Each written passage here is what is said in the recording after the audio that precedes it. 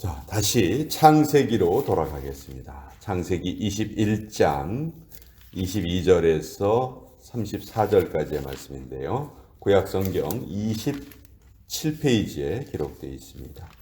창세기 21장 22절에서 34절까지의 말씀입니다. 자, 우리 찾으셨으면 22절부터 34절까지 같이 읽겠습니다. 시작.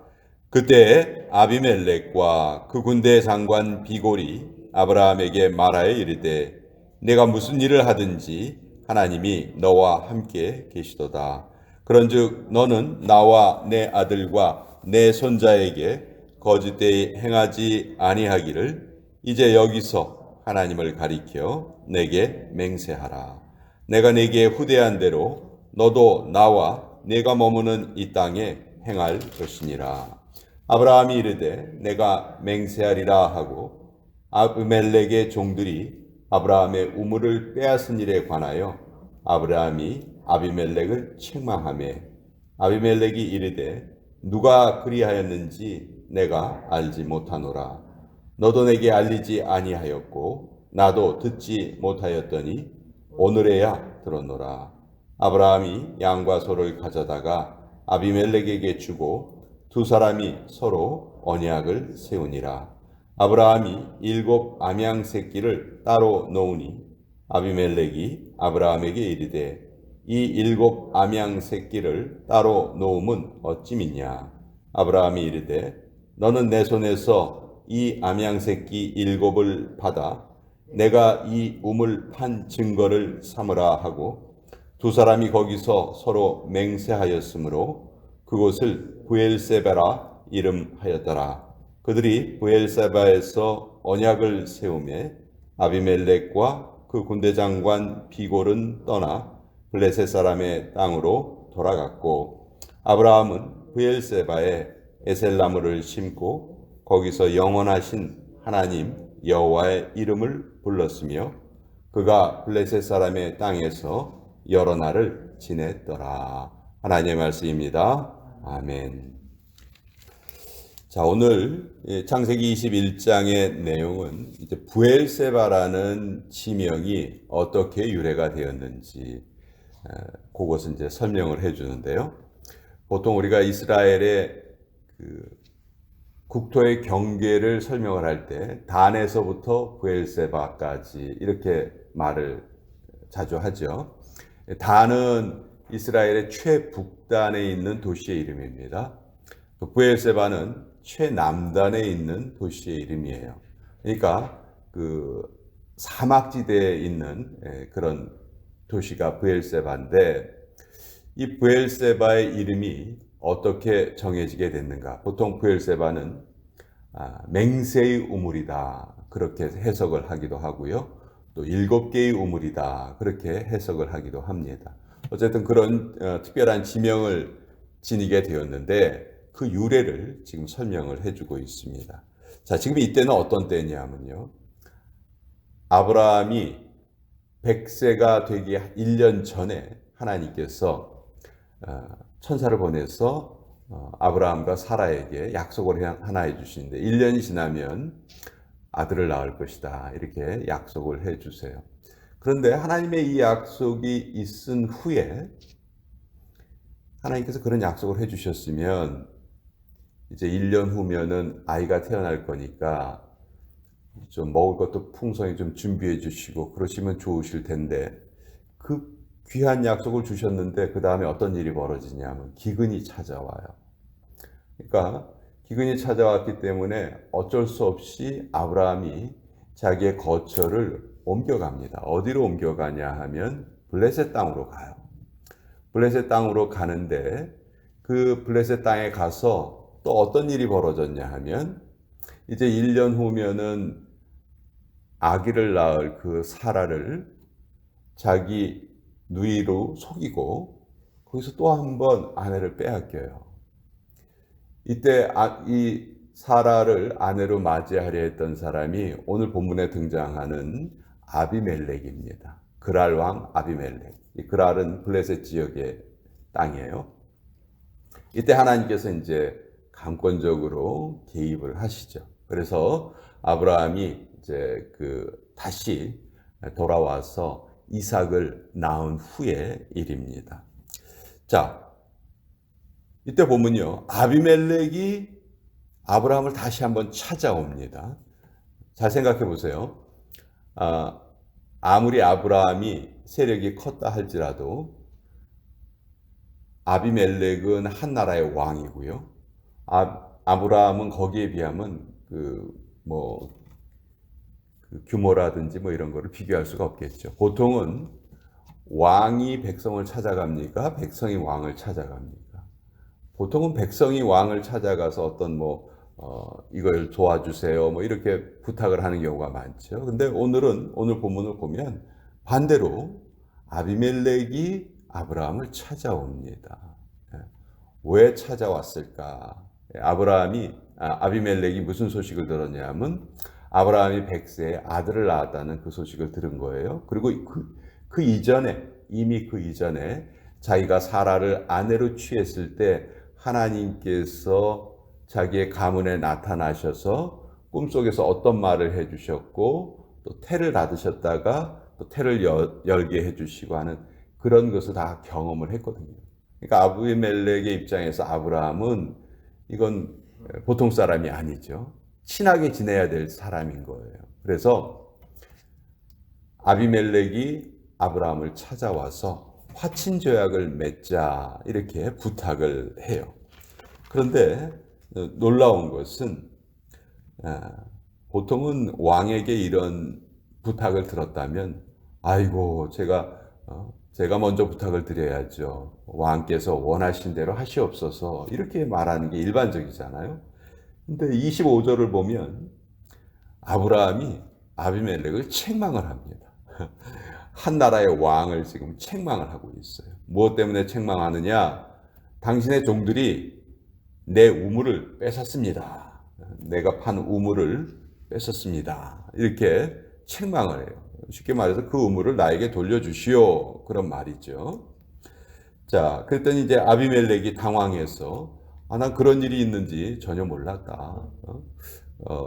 너도 나에게 그 일을 미리 말하지 않았지 않느냐. 미리 말을 했다면 어떤 조치를 취했을 텐데 이제 말을 하니 이제라도 우리 그것을 풀어보자 이렇게 얘기를 해요.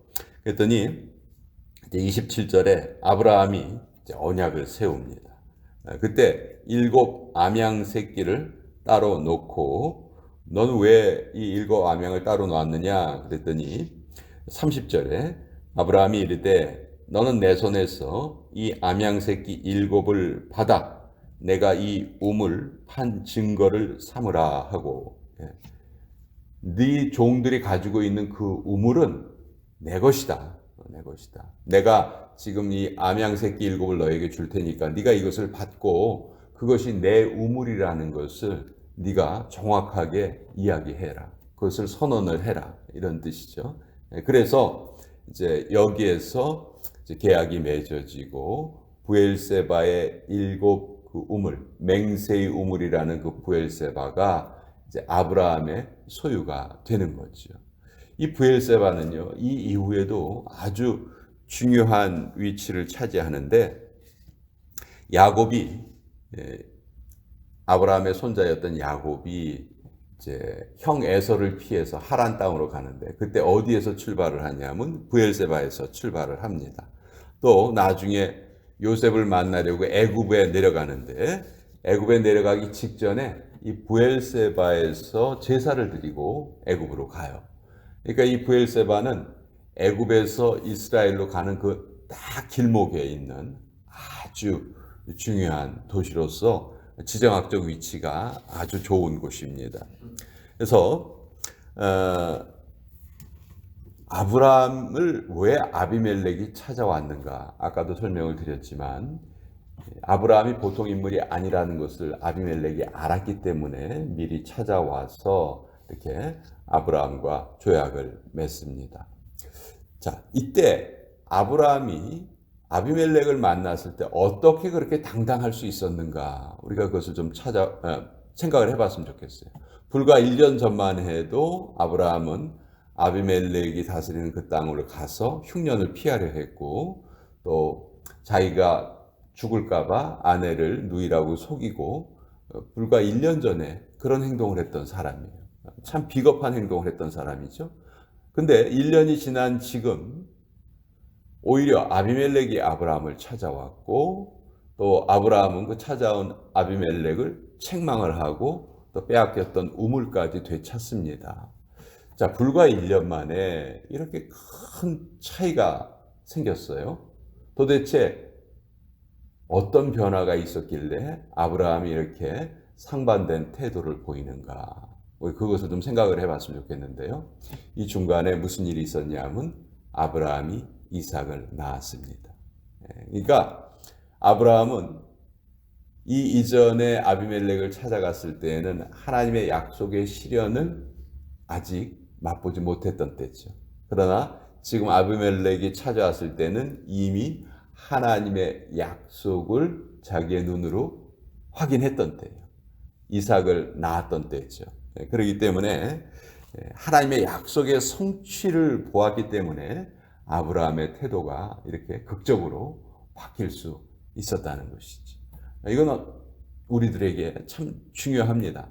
우리도 신앙생활을 해가면서 계속해서 신앙생활의 그 어려움을 겪기도 하고 이런저런 기도의 응답을 받기도 하고 또 때로 낙심하기도 하고 어려움이 찾아오기도 하고 그런 과정을 끝없이 거치게 되는 것이죠. 근데 우리가 어떤 기도의 응답을 받았다거나 하나님의 은혜를 깊이 경험을 했다거나 하면은 내 자신이 느낄 정도로 내 신앙이 성장되는 것을 느끼게 됩니다. 그래서 우리의 그 신앙생활에 물론 최종적인 하나님의 약속은 우리가 이 땅을 떠나고 예수님께서 재림하시고 뭐 그때 완전하게 이루어지겠죠. 그렇지만 그 이전까지 하나님은 계속해서 우리의 삶에 자그마한 기쁨을 계속해서 이어지게 하십니다. 이것이 우리의 삶을 계속 우리의 신앙을 키우는 하나님의 하나의 은혜라고 할 수 있고 또 계단이라고 할 수가 있는 것이죠. 그래서 끊임없이 기도해야 하고 끊임없이 하나님과 연합을 이루어야 하는 것이 그것이 하나님의 은혜라는 것을 우리가 하나님과 연결되어 있지 않으면 깨닫기가 너무너무 어려워요. 정말 그래요. 또 아무것도 아닌 일들이 우리의 믿음이 없을 때는 그냥 스쳐 지나가는 일들이 우리가 믿음에 예민해 있을 때, 영적으로 예민해 있을 때에는 이게 하나님의 뜻이구나. 하나님이 나에게 이런 말씀을 하시는구나. 그것을 우리가 영적으로 깨달을 수 있는 것이죠.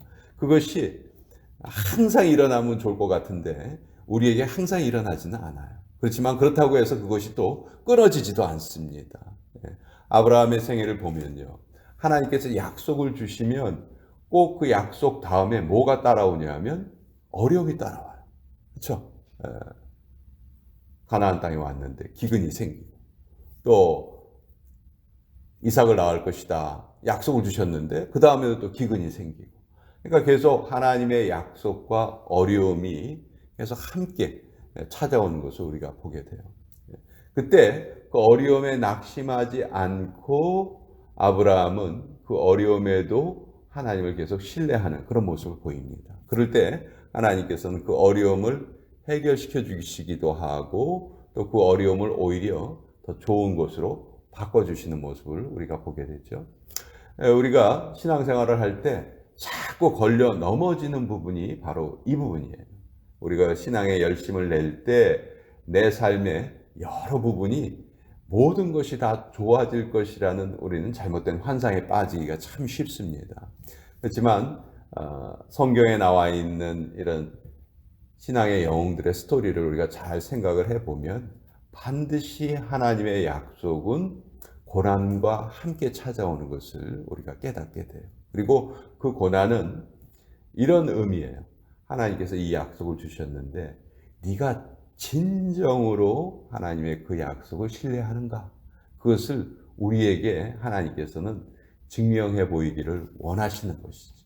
우리가 하나님의 약속을 신뢰합니다 하는 것을 증명할 수 있는 유일한 기회가 언제냐면 우리가 어려움을 통과할 때예요. 환난을 통과할 때, 힘들고 어려운 과정을 지나갈 때, 그때 우리가 하나님을 믿습니다 하는 것을 가장 잘 보여드릴 수 있는 것이죠. 그래서 아브라함은 이런 어려움을 만났을 때 끝까지 하나님을 믿고 의지했고, 또 그 결과 100세에 자녀를 낳을 수 있었고, 또 그 낳은 자녀 때문에 더욱더 믿음의 성장을 이루어서 이방왕 아비멜렉이 찾아왔을 때 아주 당당한 모습을 보일 수가 있었습니다.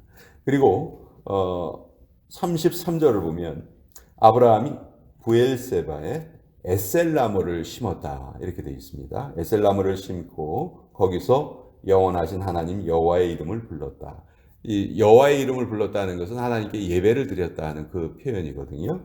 근데 에셀나무를 심었어요. 에셀나무는 어떤 나무냐면 아주 그 키가 10m 이상 높이 자라는 나무라고 해요. 그래서 광야길을 가는 그 순례객들이 가장 좋아하는 나무가 에셀나무라고 합니다. 에셀나무 밑에 가면 그늘이 있고 시원하게 광야에서도 쉴 수가 있는 것이죠. 그래서 아브라함은 이 하나님의 은혜를 기념하기 위해서 여기 에셀나무를 심고 또 부엘세바에서 그 하나님에게 예배를 드렸습니다. 그리고 이 부엘세바는 아까도 설명드린 것처럼 단에서부터 부엘세바까지 이스라엘의 국경을 정하는 아주 중요한 도시로서의 역할을 하고, 이 이후에도 창세기에 보면 부엘세바가 여러 번 등장을 합니다. 여러 번 등장을 하는데 우리가 부엘세바의 이름을 되새길 때마다 이것은 맹세의 우물이구나, 이런 맹세가 여기 있었구나. 또 한편으로는 7개의 우물, 이 우물이 7개가 있다고 해요, 부엘세바에. 그래서 그 7개의 우물, 그것으로 하나님과 하나님의 은혜를 확인하고 아비멜렉과 아브라함이 언약을 세운 곳이다. 그것이 바로 부엘세바다. 계속해서 이제 우리가 이 부엘세바의 지명을 깨닫고 앞으로 성경을 읽어가면서 부엘세바의 유래를 잘 깨달으면서 또 하나님의 은혜는 반드시 은혜가 주어질 때 고난이 함께 찾아온다. 그래서 우리가 고난과 은혜는 결코 뗄래야 뗄 수 없는 그런 관계가 있다 하는 것을 우리가 잘 느끼고 또 우리의 남은 인생길 같이 살아갔으면 좋겠습니다. 자, 오늘 이 말씀